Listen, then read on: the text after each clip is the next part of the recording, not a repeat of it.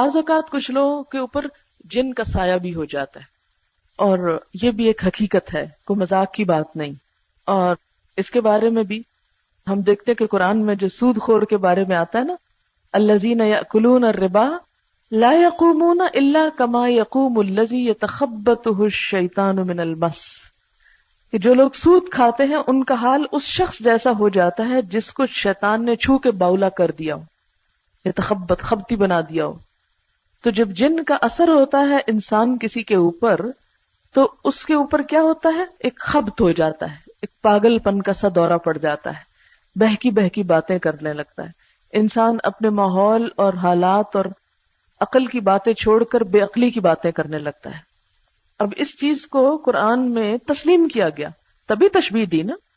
اگر جن کی وجہ سے انسان خبتی نہ ہو اور جن نام کی کوئی چیز نہ اور نہ اثرات ہو، تو قرآن کیوں کہے کہ اس کا حال اس شخص کا ہو جاتا ہے جسے جن پڑ گیا ہو؟ تو اس سے پتہ چلتا ہے کہ بعض اوقات جنات انسانوں کے اوپر کنٹرول کرنا چاہتے ہیں، ان کے اوپر حاوی ہو جاتے ہیں، حائل ہو جاتے ہیں. اور ویسے بھی نبی صلی اللہ علیہ وسلم نے فرمایا ہے کہ شیطان انسان کے جسم میں خون کی طرح دوڑ رہا ہے، آتا ہے جاتا ہے، گھومتا ہے پھرتا ہے، اور دل تک پہنچتا ہے، وسوسے ڈالتا ہے، پھر بھاگ نکلتا ہے. امام احمد بن حنبل کے صاحبزادے عبداللہ کہتے ہیں، میں نے اپنے والد سے کہا، کچھ لوگ کہتے ہیں کہ جن آسیب زدہ کے جسم میں داخل نہیں ہوتا. والد نے جواب دیا، بیٹا یہ لوگ جھوٹ کہتے ہیں، سچ یہ ہے کہ جن ہی انسان کی زبان سے بات کرتا ہے. بعض اوقات جب کسی کو جن پڑ جاتا ہے تو وہ انسان بولنے لگتا ہے، اور دراصل وہ انسان خود نہیں بول رہا ہوتا، جن بول رہا ہوتا ہے. اس کے اندر آواز انسانوں جیسی ہوتی ہے، لیکن جو باتیں اس کی بہکی بہکی اوٹ پٹانگ آگے پیچھے کی ہو رہی ہوتی ہے، وہ سینسیبل آدمی نہیں کر رہا ہوتا. اور اس چیز سے ڈرنا نہیں چاہیے، نہ گھبرانا چاہیے. یہ میں اس لیے کہہ رہی ہوں کہ عموماً اگر کسی شخص کو ہم دیکھیں کہ اس کا یہ حال ہو گیا تو ہم ہاں ہاں کر کے پیچھے بھاگ جاتے ہیں کہ کہیں ہم کو بھی نہ پڑ جائے، یا ہم خوف زدہ ہو جاتے ہیں، یا پریشان ہو جاتے ہیں، ہاتھ پاؤں پھولنے لگتے ہیں، جسم سے جان نکلنے لگتی ہے، تو پتہ نہیں کیا چیز ہو گئی ہے. یہ اس سے کیوں پریشان ہو رہے ہیں؟ وہ تو آپ کے اپنے جسم میں بھی دوڑ رہا ہے. اب بتائیں، ہے جسٹ لائک نارمل، اسے نارملی ٹریٹ کریں. اور اگر آپ ڈر کے بیٹھ گئے تو جن کو پتا چل جائے گا آپ ڈر رہے ہیں، اس کو چھوڑ کے ہو سکتا ہے آپ کے پیچھے آ جائے. اس لیے جن سے نبٹنے کا سب سے آسان طریقہ یہ ہے کہ وہ آپ سے کمتر مخلوق ہے، کمتر.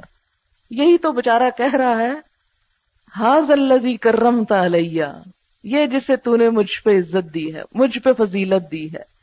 یہی تو جھگڑا تھا، یہی تو جھگڑے کی بات ہوئی، اور آپ نے اس کی برتری تسلیم کر لی، تو پھر آپ پہ کیوں نہ حملہ آور ہو. اس لیے ہمیشہ یاد رکھیے، کبھی اندھیرے میں جاتے ہوئے مت ڈریں. اگر خیال آئے ڈرنے کا تو آپ کہیں کہ جس سے میں ڈر رہی ہوں میں اس سے زیادہ طاقتور ہوں، اور اس سے زیادہ اللہ نے مجھے فضیلت دی ہے، اس لیے میں کسی چیز سے نہیں ڈر. اور جب آپ یہ کہیں گے تو آپ دیکھیں گے آپ کے اندر ایک ایسی قوت آئے گی جو واقعی آپ کا ڈر نکال دے گی. میرے والد اپنا ایک قصہ سناتے ہیں کہ وہ جب پڑھنے جایا کرتے تھے بچپن میں، تو ان کو صبح کے وقت بہت ارلی دور جانا ہوتا تھا، تو بہت ارلی اٹھتے تھے، یعنی اذانوں سے پہلے انہیں اپنا سفر شروع کرنا پڑتا. یہ انہوں نے خود مجھے اپنا واقعہ سنایا. جب ہم بچپن میں ڈرتے تھے نا کہ ہائی جن آ گیا اور جن نے یہ کر دیا، کہتے تھے ڈرنے کی ضرورت نہیں. دیکھو میں جب چھوٹا تھا نا تو جن سے اس طرح نبٹتا تھا، بعض اوقات میں جا رہا ہوتا تھا تو پیچھے نا مجھے اپنے کسی کی چلنے کی آواز آ رہی ہوتی تھی، اور وہاں کوئی نہیں ہوتا تھا، اور پھر بعض اوقات آوازیں آنے لگتی تھی، ہم نے بھی ساتھ لے چلو، ہم نے جانا ہے، کبھی عورت کی آواز کبھی مرد کی آواز. تو میں نیچے سے ایک پتھر اٹھا کے اور پیچھے پلٹ کے کہتا تھا چلے جاؤ یہاں سے، اور پھر ختم ہو جاتا تو کچھ بھی نہیں ہوتا تھا. اگر انسان اگلے دن آنا چھوڑ دے یا ڈر کے بیٹھ جائے یا ادھر ہی بے ہوش ہو کے گر جائے تو ظاہر ان کی تو موج ہو گئی، جو وہ کرنا چاہتے تھے آپ نے کروا دیا ان سے. جب پچھلے الہدا میں ہم رہتے تھے تو وہاں کچھ لڑکیوں کو اسی طرح کی کچھ اثرات نظر آئے کہ جیسے وہ بہکی بہکی باتیں کرتی. میں ان دنوں عمرے پہ گئی ہوئی تھی 15 دن، پیچھے انہوں نے وہ شوشے لگائے، اور جس دن میں آئی اس دن کے بعد کوئی چیز ہی وہاں محسوس نہ ہوئی. اچھا پھر ایک دفعہ ایسے ہی ہوا کہ تھوڑا سا اس قسم کی بات مجھے سننے میں آئی، مجھے آ کے بتاتے فلاں لڑکی یوں بات کر رہی ہے، تو میں کہتی کہ اس کو سمجھاؤ یا کرو، کیونکہ میں خود براہ راست سامنے نہیں آنا چاہتی تھی کہ اس کو سمجھاؤ، اس کے ساتھ یہ کرو، اس کے ساتھ وہ کرو. اچھا وہ ہوا یہ وہ ایک دن بولنے لگ گئی کچھ، اور بولتے بولتے وہ جن اپنا نام بولنے لگ گیا، اور پھر ایک نیا افسانہ شروع ہو گیا، اور لڑکیاں اس سے بات پوچھنے لگ گئیں.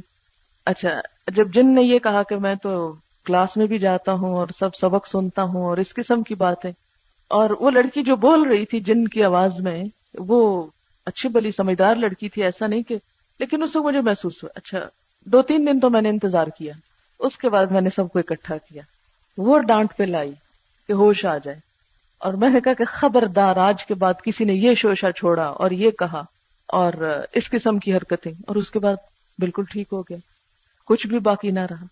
تو یہ ہم اس طرح کی ہچ کر کے ان کو دعوت دیتے ہیں کہ ہم انتظار میں آؤ، ہمیں کچھ کرو، ایک شغل کے طور پر.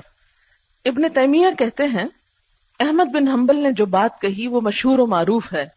جن انسان پر سوار ہوتا ہے اور انسان ایسی زبان میں بات کرنے لگتا ہے جو سمجھ میں نہیں آتی، اس کے جسم پر اتنی مار پڑتی ہے کہ اگر کسی اونٹ کو مارا جائے تو اس کے بدن پر نشان پڑ جائیں، اس کے باوجود اس شخص کو پٹائی کا احساس نہیں ہوتا. یہ میرے خود چشم دید واقعہ ہے کہ ایک شخص کو میرے والد نے مارا تھا ہمارے سامنے ہی، اور اتنا مارا تھا کہ انسان وہ مار برداشت نہیں کر سکتا. لیکن جب وہ جن چلا گیا اور اس کے بعد جس کو مارا تھا تو مجھے تو پتہ ہی نہیں، کچھ بھی نہیں اسے ہوا. بہرحال پھر یہ کہ نہ اس گفتگو کا جو اس نے اپنی زبان سے کی، وہ کہتے میں نے تو یہ بات نہیں کی، آپ مجھے کیوں یہ بات کہہ رہے ہیں. آصیب زدہ شخص کبھی تو دوسرے انسانوں کو گھسیٹتا ہے، کبھی جس چیز پر وہ بیٹھا ہوتا ہے اس کو کھینچنے پھاڑنے لگتا ہے، کبھی دیو ہیکل مشینوں کو ایک جگہ سے دوسری جگہ منتقل کر دیتا ہے. اس کے علاوہ اور بھی بہت سی حرکتیں کرتا ہے. جو شخص اس کا بچشم خود مشاہدہ کرے گا اس سے معلوم ہو جائے گا کہ جو چیز انسان کی زبان سے بات کر رہی ہے اور ان چیزوں کو الٹ پلٹ کر کے رکھ دیتی ہے، وہ انسان کے علاوہ کوئی اور مخلوق ہے، وہ انسان نہیں. ابن تیمیہ رحمہ اللہ مزید کہتے ہیں کہ ائمہ مسلمین میں کوئی بھی اس بات کا منکر نہیں تھا کہ جن آصیب زدہ شخص کے جسم میں داخل ہوتا ہے، یہ سب یہ مانتے ہیں ائمہ علماء کرام. جو اس کا انکار کرے اور یہ دعویٰ کرے کہ شریعت اس کو نہیں مانتی، وہ شریعت پہ تہمت لگاتا ہے. شرعی دلائل میں کوئی ایسی بات نہیں ملتی جس سے اس کی تردید ہوتی ہو.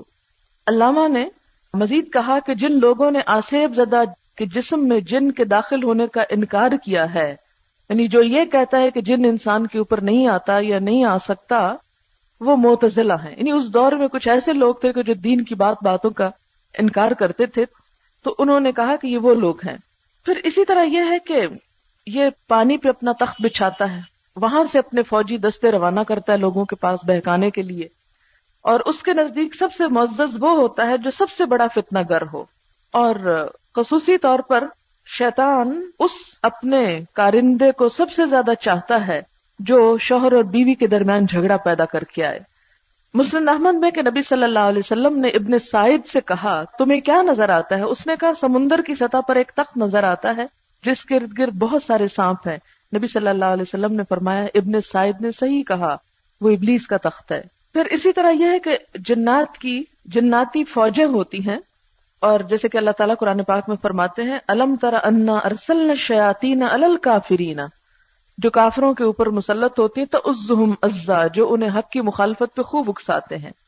پھر اسی طرح یہ ہے کہ ہر انسان کے ساتھ ایک ہمزاد شیطان ہوتا ہے، جیسے ایک فرشتہ ہوتا ہے نا جو اسے کبھی نہیں چھوڑتا. صحیح مسلم میں حضرت عائشہ رضی اللہ تعالی عنہا کی حدیث ہے، وہ کہتی ہیں کہ ایک رات نبی صلی اللہ علیہ وسلم میرے پاس سے نکلے، مجھے غیرت آئی اور میں بھی پیچھے نکل گئی. آپ واپس ہوئے اور میری سانس پھولنے کی کیفیت دیکھی تو فرمایا کیا تم کو غیرت آ گئی تھی؟ میں نے کہا بھلا مجھ جیسا آپ جیسے پر کیوں نہ غیرت کرے گا؟ آپ نے فرمایا کیا تمہارے پاس تمہارا شیطان آ گیا تھا؟ میں نے کہا اے اللہ کے رسول کیا میرے ساتھ شیطان ہے؟ آپ نے فرمایا ہاں. میں نے کہا کیا ہر انسان کے ساتھ شیطان ہے؟ آپ نے فرمایا ہاں. میں نے کہا آپ کے ساتھ بھی؟ آپ نے فرمایا ہاں، لیکن میرے رب نے اس کے مقابلے میں میری مدد کی ہے اور وہ میرے تابع ہے، یعنی وہ مجھے کچھ نہیں کر سکتا. تو نبی صلی اللہ علیہ وسلم نے چونکہ دین کو محفوظ حالت میں پہنچانا تھا، لیکن ہر انسان کے ساتھ لگا ہوا ہے. اور اس میں یہ بات بھی آتی ہے کہ جب ایک انسان اپنے گھر سے نکلتا ہے اور اس وقت وہ دعا پڑھتا ہے بسم اللہ توکلت علی اللہ لا حول ولا قوت الا باللہ، تو کیا ہوتا ہے؟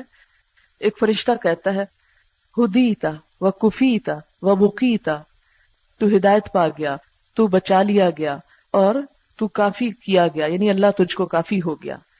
اب تمہیں شیطان نقصان نہیں دے سکتا، یعنی جس راستے پہ تم نکلو گے خیر اور بھلائی کا ہوگا۔